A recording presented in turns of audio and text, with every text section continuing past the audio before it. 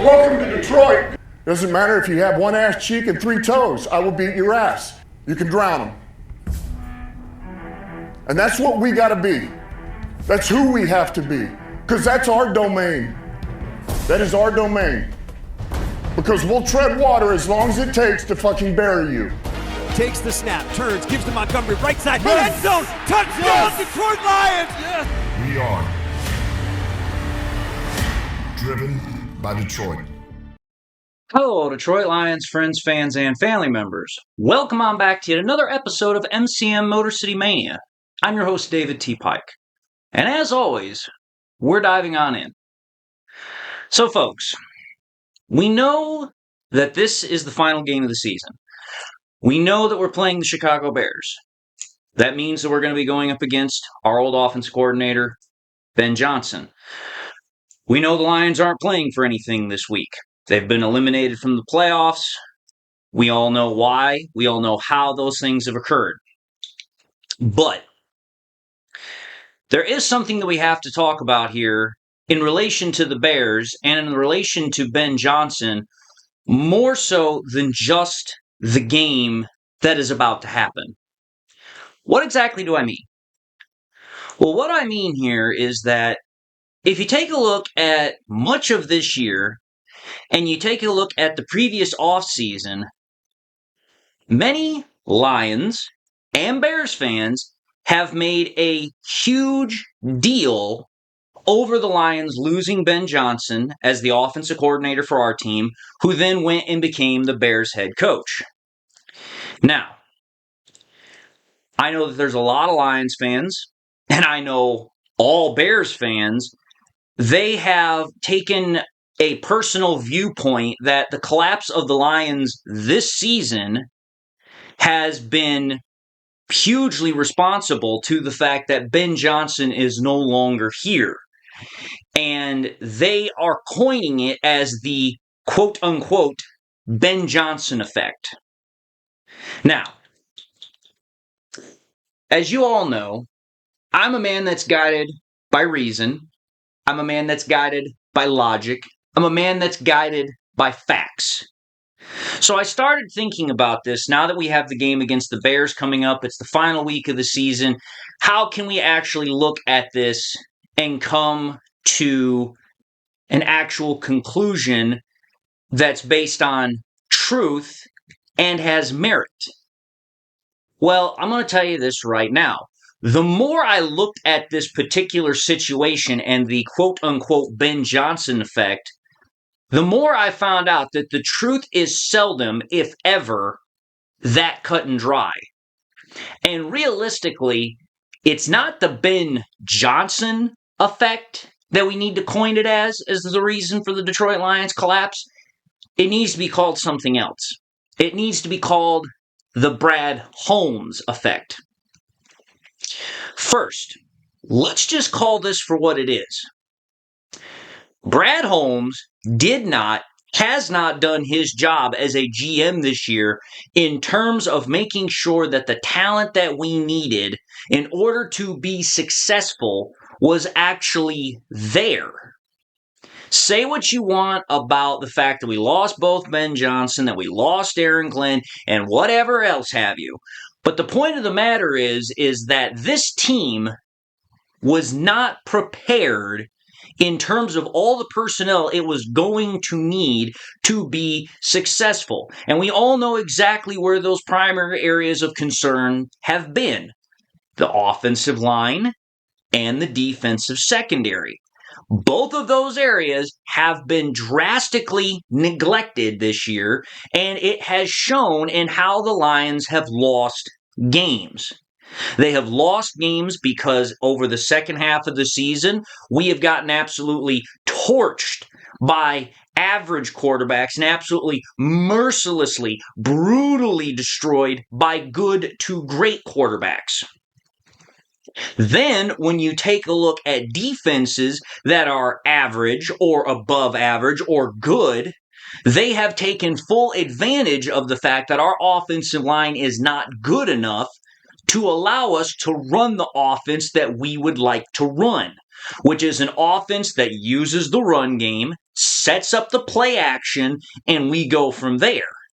Instead, our offense has had to become primarily a heavy pass-based offense. And that's not to say that we can't play that style of offense. It's just not the style of offense that we are accustomed to playing unless we absolutely have to do it. And again, that's not to say that we can't do it. It's not to say that we can't be successful doing it. But our rhythm, our pattern, our MO has always been about, hey, balanced, run attack, play action, let's go from there. If we have to throw the ball 50 times a game, we can do that, but we would prefer to play our own style of offense. That is the truth. That is why I'm saying that the Brad Holmes effect is what needs to be acknowledged here, not the Ben Johnson effect. Because first and foremost, past what my explanation is of the Brad Holmes effect, we have to analyze what everyone is using as the basis of the statement for the Ben Johnson effect, which that comes down to Dan Campbell's record with and without Ben Johnson as the offensive coordinator. Some of you have seen pictures of it on Twitter. Some of you have seen it on Facebook. I know I have. But what we all know is that when Ben Johnson was the offensive coordinator for the Detroit Lions with Dan Campbell, the Lions' record was 36-15, and that's regular season. We're not including playoffs.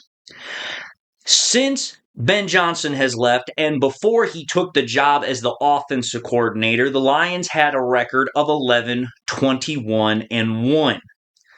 Now, that in and of itself at face value for some, that revelation I just put out there is sufficient to say, like I said, for some, that Johnson was the reason for Campbell's success and for the Lions' success. Again, however, though, as I said, the truth is seldom that cut and dry. Because what people who are thinking about this are doing is they're just applying a simple thought process and a simple basis of that thought process to their argument.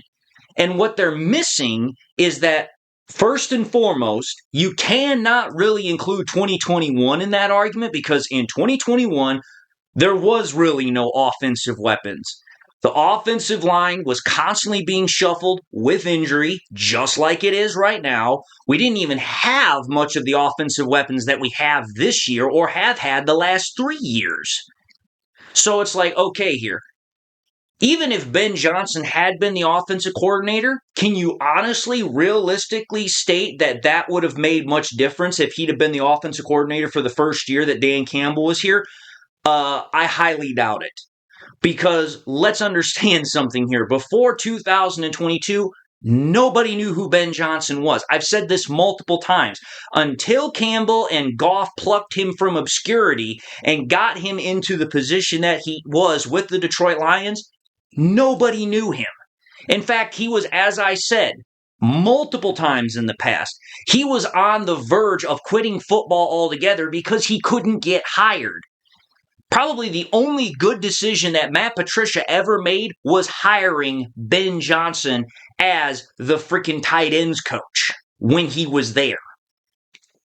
And what other people forget is that over the last, however many games it was, the last 6 games that Dan Campbell called plays and had Jared Goff at quarterback, again, Ben Johnson not being the offensive coordinator, the Lions went 3-2-1. And the Lions' offense was substantially better than previously when Anthony Lynn was calling the plays. And some may want to say that, oh, well, that's because Ben Johnson was the pass game coordinator and that he helped. Well, again, let's understand something here.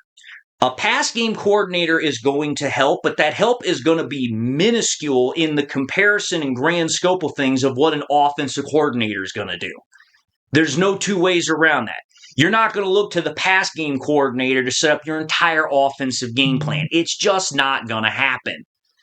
Because if that was the case, then the Lions would have instantaneously moved off of John Morton this year and gone straight to David Shaw if they thought that was the truth. And David Shaw has been an offensive coordinator. He has been a pass game coordinator. He has been a head coach in the college ranks. I mean, he has substantially much more experience than Ben Johnson did when he first came in.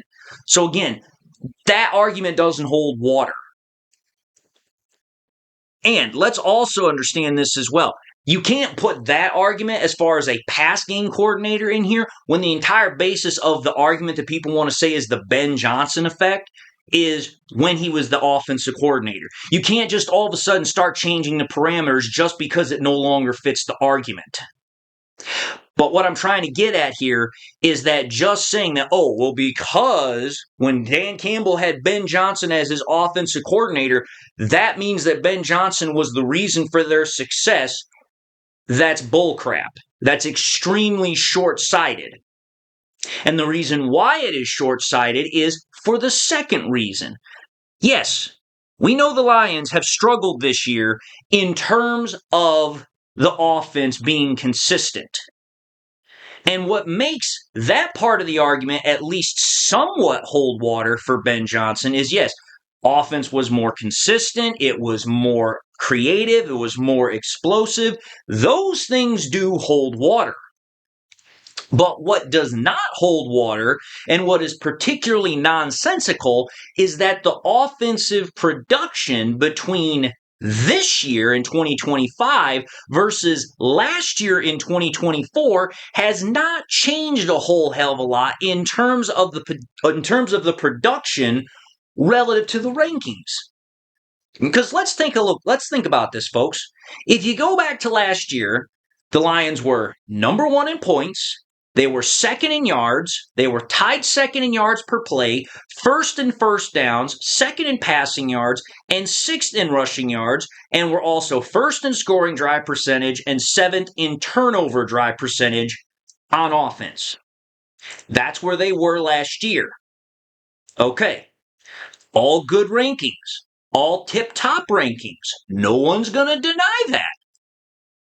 But what makes the Ben Johnson effect argument lose a lot of credibility is then when you take a look at where the Lions are right now. The Lions are top 5 in terms of points being scored right now. They're also like top 5, top 7 in terms of yards, 5 in passing yards. I mean, there's not much difference between the relative rankings of where the Lions are currently versus where they were last year. The offense, in terms of the rankings, is relatively close. It's literally relatively close to where it was last year when Ben Johnson was in charge.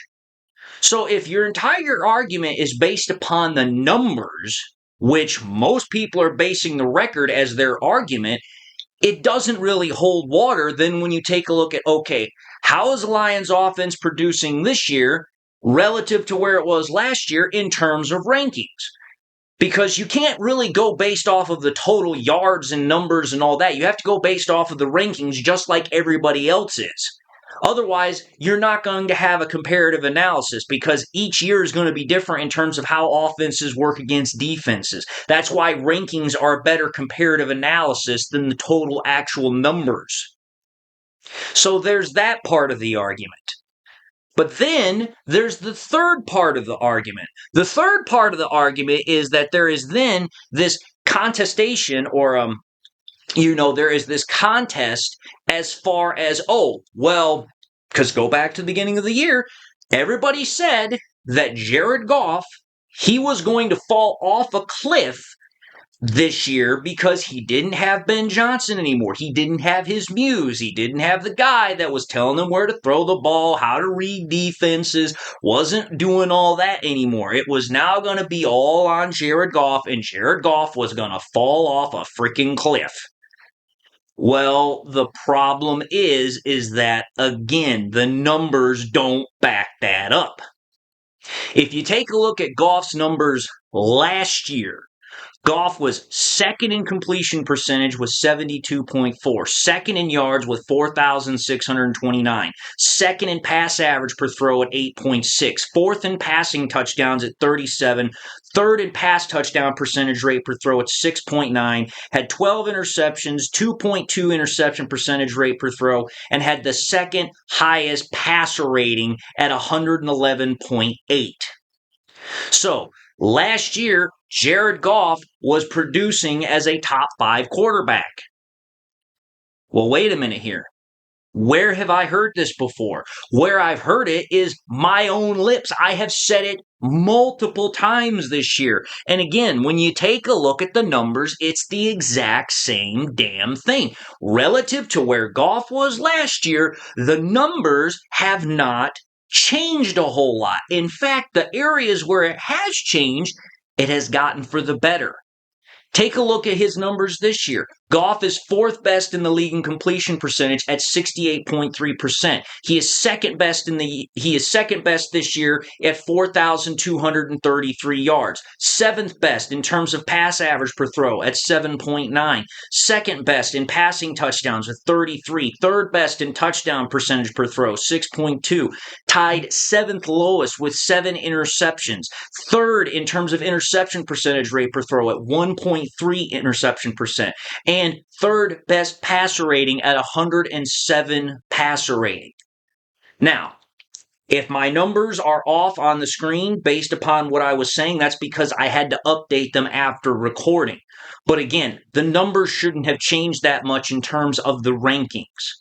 But what you're going to notice there is that the actual numbers themselves across the board have not changed. The statistical rankings have not changed much. And in fact, where they have changed for the better is in terms of Goff, in terms of turnovers. Last year, Goff had 12 interceptions. This year, he only has 7. So Goff has turned the ball over less this year in terms of interceptions, and that is now also showing a difference compared to where he was last year in terms of the rankings. Because if you looked at the rankings last year, Goff is in the bottom of those categories. This year, he has maintained his production as far as touchdowns, yards, pass completion percentage, passer rating, while keeping the turnovers down. So what I'm trying to get at here is that the numbers for Jared Goff have remained virtually the same in all the positive categories, and they have gotten better in all of the negative categories. So how does that make sense with what we know or what people are trying to put out there as the Ben Johnson effect? It doesn't. Because if the Ben Johnson effect actually had any water or merit to it, it would show that Goff has gotten worse this year. It would show that the offense's total production has gotten worse this year. It would also show a number of other things. But the only thing that people that want to contest this have is that, well, since Ben Johnson left, the Chicago Bears are number 1 in the NFC North. The Lions are in the basement. That right there tells all you need to know. No, it doesn't. You're not factoring in the Lions in terms of who they've had to play. You've not factored in the Lions' injury history and what they've had to deal with. You've also not factored in a number of other things. Now, I know Bears fans are going to say, well, David, you're not doing that for Ben Johnson and the Bears as well. You're right, I'm not. And there's a reason why I'm not doing that. The reason why I'm not doing that is because the Bears aren't the ones that are trying to explain or why, they're trying to say that the Lions fell off a cliff. That's what the Bears fans are saying. I am putting out there merely this.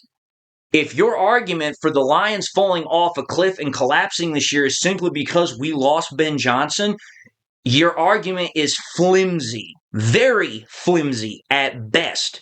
The numbers don't back it up. And the reason why the numbers don't back it up is because of the fact that with 2 different play callers, a very piss-poor offensive line that's been constantly shuffled on the left-hand side, which is Goff's blind side, the offense is still producing numbers relative to where it was last year. Goff is still producing at the same level he was last year. So if that's your argument, it's not going to go over very well. Plus, on top of that, if you really want to try and have this argument about the Ben Johnson effect, you really need to have the conversation about the Aaron Glenn effect, because let's just call it for what it is. Aaron Glenn was a better defensive coordinator than Kelvin Shepherd has been this year, especially in managing losing players and coming up with game plans without players in the lineup. Kelvin Shepherd has proven dreadful in that capacity compared to Aaron Glenn last year. So let's just hypothetically look at it from this perspective. What if the Lions had only lost Ben Johnson last year and Aaron Glenn was still here? Maybe things would not even be close to where they are right now. Because in the games where the Lions were having great offensive performances, but the defense wasn't performing, who knows? Maybe Aaron Glenn and that defense could have at least pulled out 2 wins. And now we're not talking about the Lions not being out of the playoffs. Now they're in the playoffs because the Packers have lost, their last 3 games in a row? Just saying, you have to take a look at this from all perspectives, folks. You have to. Otherwise, you're not giving it the fair weight and consideration it deserves. But that's why I'm saying, if you really want to have an argument about this, you need to actually look at it from the Brad Holmes effect, not the Ben Johnson effect. Brad Holmes did not get this team ready to play this year by having all the personnel pieces that it needed to have. That is more the cause of why the Lions have collapsed than the loss of Ben Johnson. Or if you want to try and put it into a much more broader scope, you could say it is the Brad Holmes and coordinator loss effect. But it's not one coordinator that we lost. It's not solely, it's just Ben Johnson. The numbers don't support that. You have to take a look at the comprehensive argument here. Otherwise, you lose everything. That's what I'm trying to present with this episode. Anyway, I believe I presented my argument. I believe I presented the facts, and I've done so to the best of my ability. You do with the information what you will. But having said that, I'm going to end this episode and say thank you all for watching yet another episode of MCM Motor City Mania. If you like what you saw, by all means, I highly encourage you all to watch the next episode. Also encourage you all to do this. If you enjoyed the content, you had not yet subscribed, I hope to gain your subscription. But if you subscribed in the past and you forgot to do so at the time, or you just subscribed and not yet had a chance to do so, I want to encourage y'all, please as well, make sure you hit that bell notification icon so that you guys never miss any more content I push out. Hope y'all are doing well. Hope y'all got something in your life that makes you happy, makes you smile. God bless, my friends. And until the next time we meet, I'll see you all in the next episode.